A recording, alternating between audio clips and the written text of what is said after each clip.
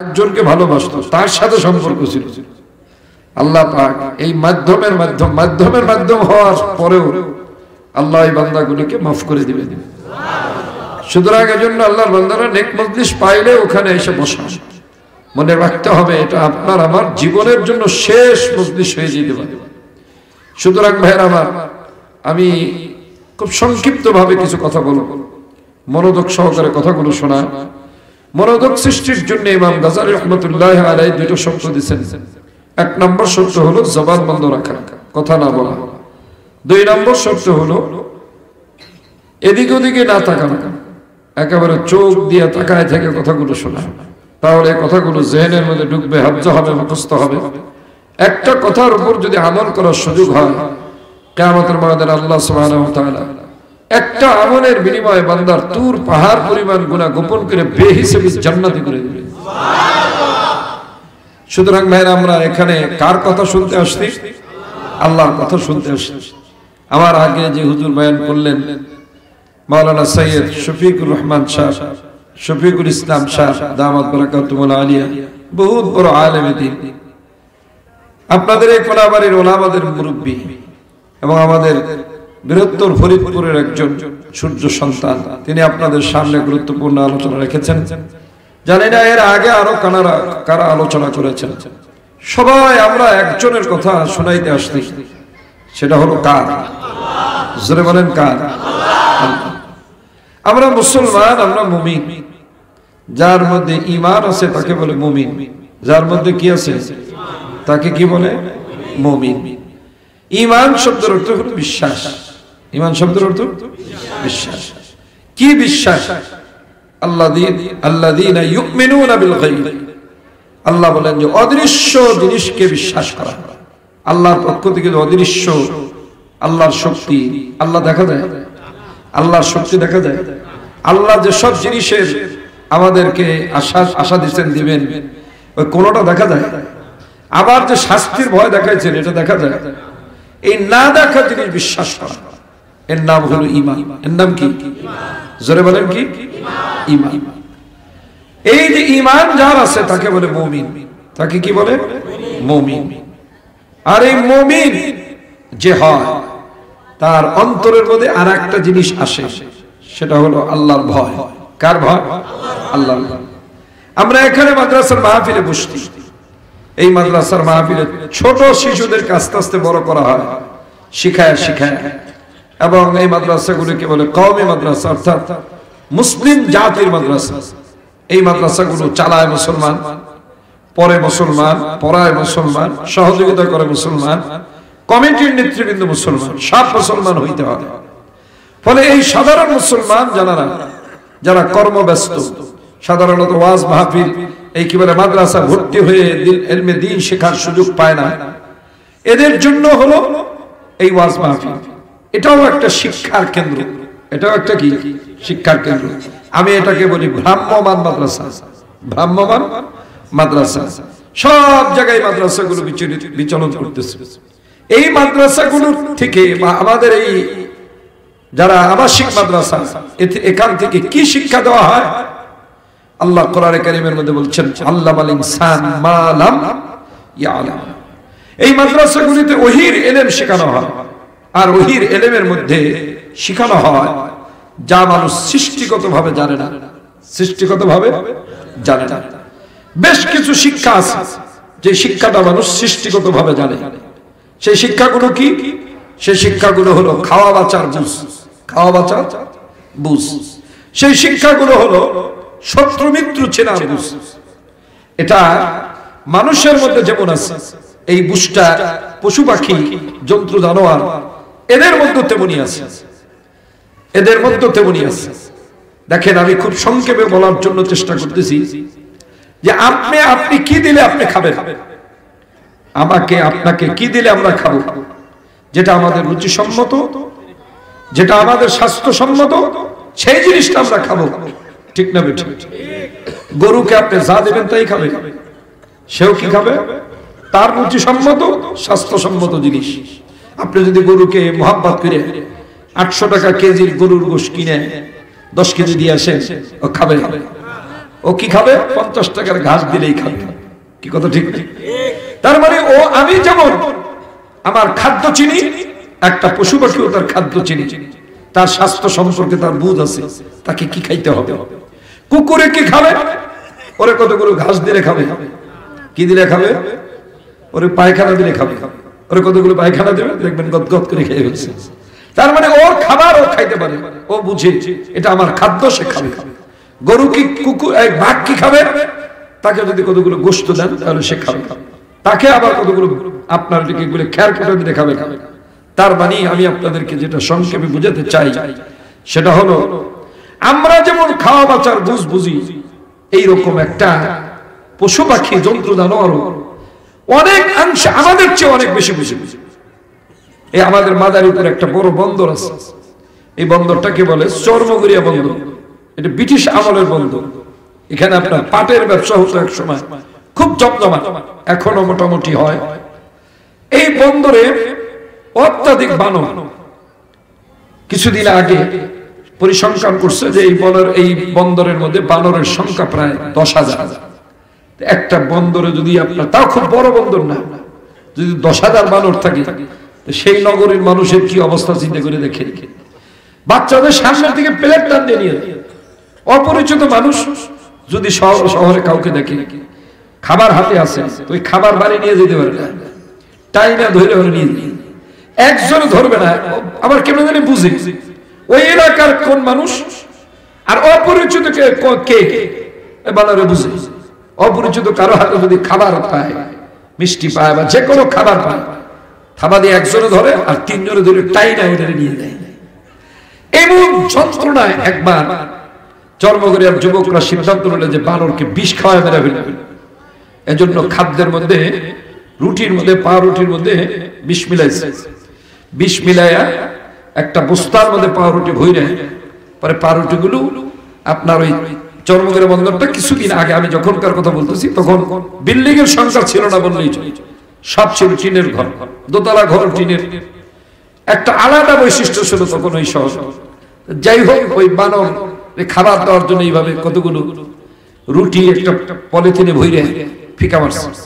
বানর একটা ওটাকে ধরছে, ধইরা রুটিটা বাইর করে ঘ্রাণ নিছে। বানর দেখবেন খানা খাওয়ার সময় ঘ্রাণ নেই, আমরাও ঘ্রাণ নেই, সন্দেহ হইলেই ঘ্রাণ নেই। ভালো করে চোখ দিয়ে দেখি, যদি সন্দেহ না হয় তারপরও খাবারটা মুখে দিলে নাকে এমনও একটা ঘ্রাণ যায়। আল্লাহ এই জন্যই নাকটাকে একেবারে মুখ বরাবর করছে, যেন খাদ্যের কোন ত্রুটিওয়ালা খাদ্য আমার পেটের মধ্যে না যাইতে পারে। আল্লাহু আকবার। যিনি বানাইছেন তিনি কে? আল্লাহ। কি সুন্দর করে আল্লাহ আমাদেরকে বানাইছেন। যাই হোক, বানর এরকম নাকে ঘ্রাণ শুঙে ওইটা খায় রে, একটা শব্দ করছে। ওদের আবার একটা সাংকেতিক শব্দ আছে, শব্দ করার সঙ্গে সঙ্গে এক বুইরা বান্দর রয়েছে, কি বুড়া পাকা, ওই সব আর ওইটাকে ঘ্রাণ নিয়ে ও চলে গেছে। ওই বুড়া বানরটা চলে গেছে। কতক্ষণ পরে কতগুলো ডাল, পাতাওয়ালা ডাল নিয়ে আসে ওই বুড়া বান্দরটা আইনা, ও আবার এখানে একটা শব্দ করছে।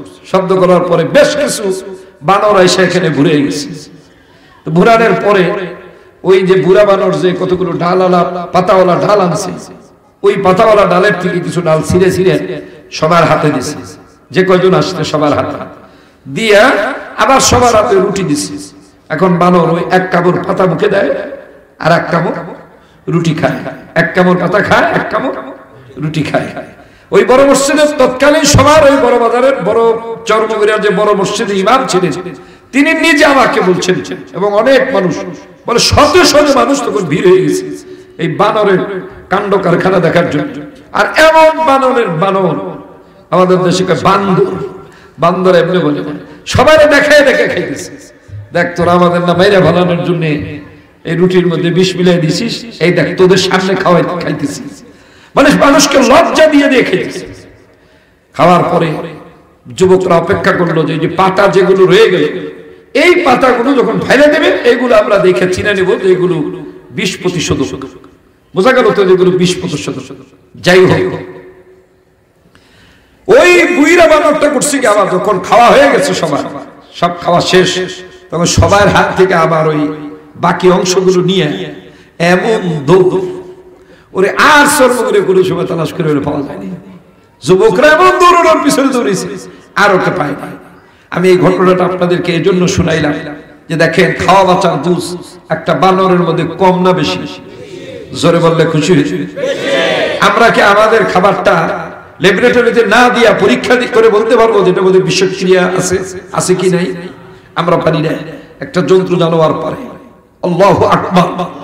আল্লাহ পাক এইভাবে সমস্ত জীব বানিয়েছে। শুধু মানুষ একটা জীব যারা খাদ্যকে জমায়। পৃথিবীর কোন জীব খাদ্য জমায় না, মানুষ আর পিপিলিকা আর ইঁদুর কিছুটা জমায়।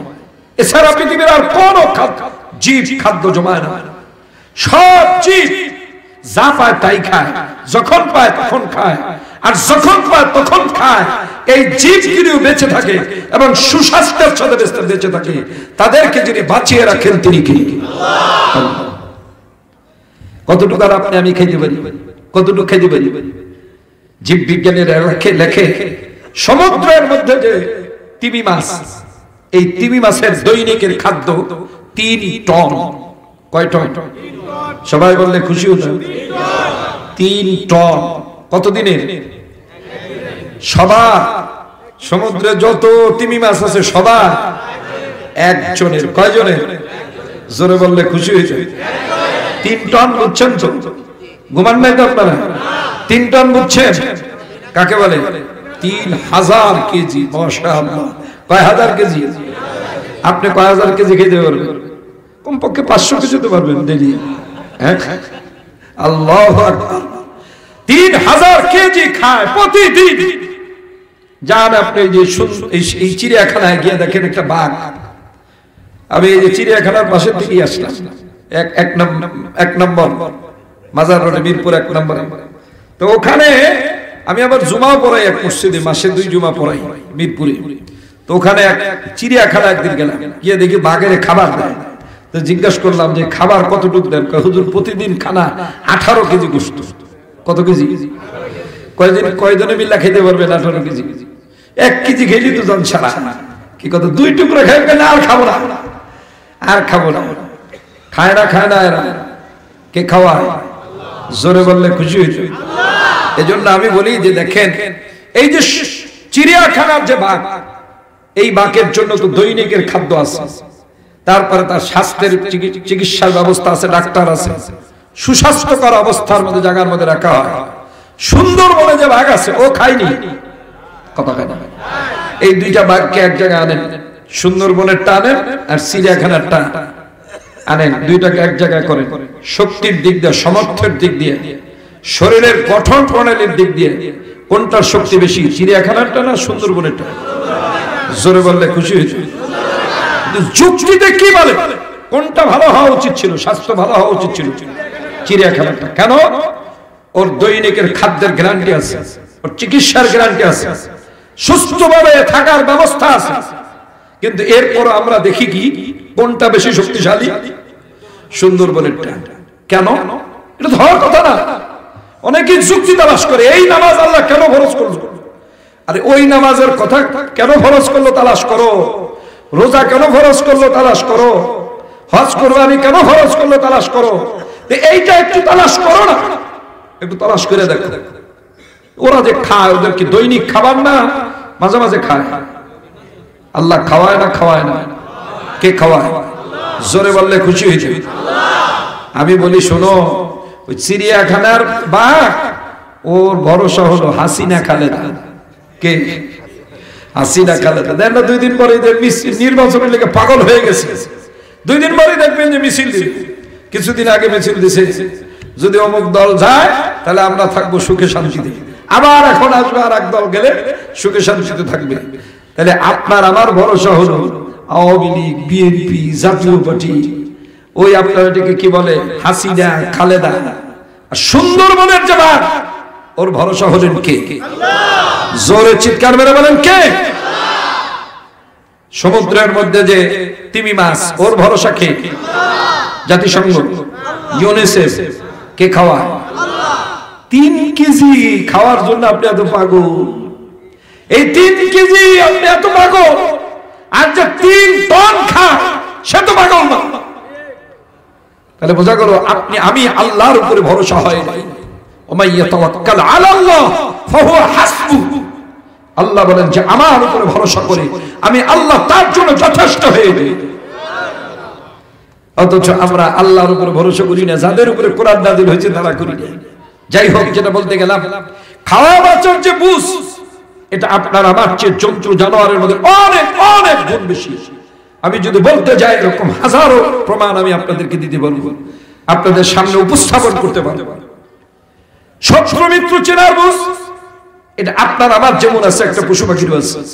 আপনি যান, যারা গরু পালেন, গিয়া দেখেন এই গরুকে, গরুর গোয়াল ঘরে আপনি রাতে যান, গরু যে নিজের গরুর গোয়াল ঘরে যদি নিজে যায়, গরুতে কোনো শব্দ করবে, কিন্তু অপরিচিত কেউ গেলে রুস্তুল বাজায়। আপনি যান আজকে রাতে, যদি রাত একটু বেশি হবে বাসায় যাবেন, আপনার বাড়িতে যদি কুকুর থাকে, কুকুর কোনো শব্দ করে, মনে হয় না যে কেউ ঢুকলো, সে টের পেয়েছে। কিছুক্ষণ পর যদি কোনো অপরিচিত কোনো লোক আসে, একেবারে বাড়ি মাথায় নিয়ে নেয়, তার মানে সে বুঝে শত্রু মিত্র, সে চিনে শত্রু মিত্র। আর এই যে পুকুরের মাছ, একসাথে কত প্রজাতির মাছ পুকুরে থাকে, একটা আর একটা সাথে থাকে না, পালায় পালায় বেড়ায়, কেউ কাউকে দেখলে পালায়, একসাথে সহ অবস্থান করে। আপনি তো দুই বেলা পুকুরের মাছের খাবার দেন, এরপর আপনি যাই এমনি মাছ ধরতে হাত দিয়ে ধরতে পারবেন? কথা বলেন। সে কি করবে? পালাবে। কেন পালাবে?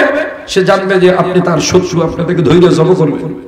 তাহলে বোঝা গেল শত্রু মিত্রর বুঝো মানুষ যেমন বুঝে, এর চেয়ে বেশি সমস্ত প্রাণী বুঝে। এই শিক্ষা শেখার জন্য কোনো বিদ্যালয়ে ভর্তি হতে হয় না, এই শিক্ষা শিখতে কোনো বিদ্যালয়ে ভর্তি হতে হয় না। এই দুনিয়া কামায়ের জন্য শিক্ষা, এটার জন্য কোনো বিদ্যালয়ে যেতে হয় না। ওই যে আপনাকে বিদ্যালয়ের মধ্যে গেলে প্যা প্যা প্যা প্যা pack pack pack pack pack pack pack pack, তো বিলে গেলেই শেখাবে। স্কুলে দিয়ে লাভটা কি? কথা বুঝেন কি পড়ায় সেখানে? এই নাচার জন্য ওখানে যাওয়ার কোনো দরকার নেই।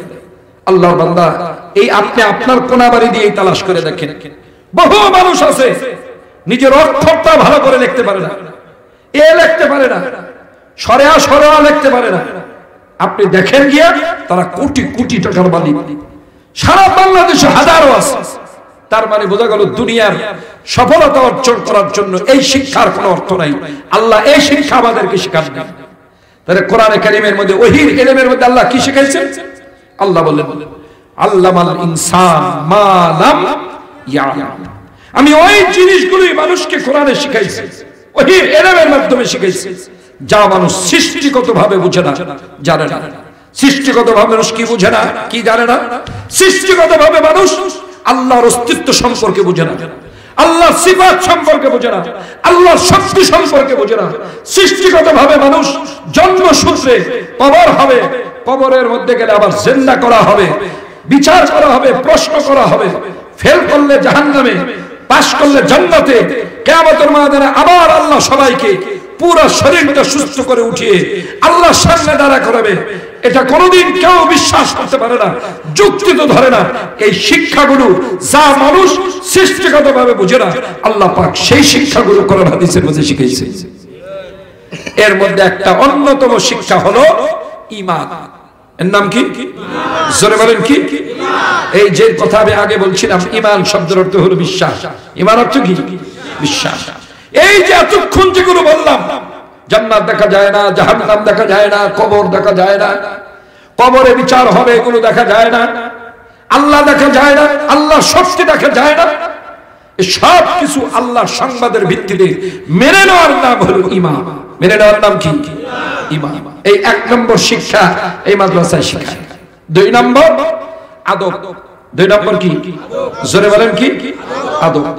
আল্লাহ রাসূল বলছেন আদাবানি রব্বি ফাআহসানা তা'দীবি। আমার রব আমাকে সর্বপ্রথম আদব শিখিয়েছেন। আল্লাহ রাসূলের শিক্ষক ছিলেন স্বয়ং আল্লাহ। আল্লাহ রাসূলের শিক্ষক কে ছিলেন? আল্লাহ। আল্লাহ পাক আল্লাহ রাসূলকে কি শিখিয়েছেন? আদব শিখিয়েছেন। সর্বপ্রথম আদব। হযরত ওমর আলী রাদিয়াল্লাহু তাআলা বলছেন, আমি ওই শিশুটাকে তার বাবা মারা গেলেই আমি তাকে অসহায় মনে করি না, এতিম মনে করি না। লাইসাল ইয়াতীমুল্লাযী ক্বাদ মাতা ওয়ালিদাহু ইন্নাল ইয়াতীমা ইয়াতীমাল ইলমি ওয়াল আদাব।